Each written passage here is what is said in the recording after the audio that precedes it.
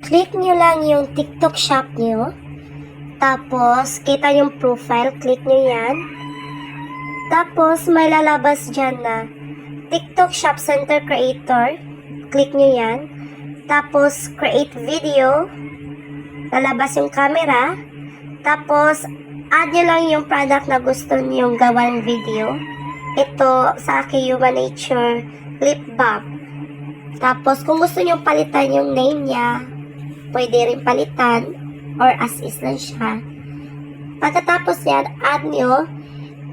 Pagkatapos nyo ma-add, itadirect kayo ni TikTok sa videos.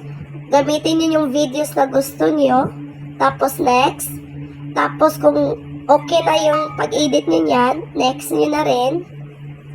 Tapos maglagay kayo ng hashtag. Sa akin, nilagay ko yung hashtag Human Nature Lip Balm.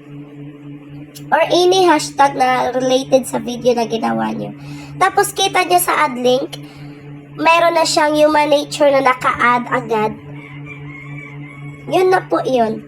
Automatic na naka-add na yung link ng product na gusto nyo. Tapos ito po, yun na po yung videos na nagawa natin. Salamat po!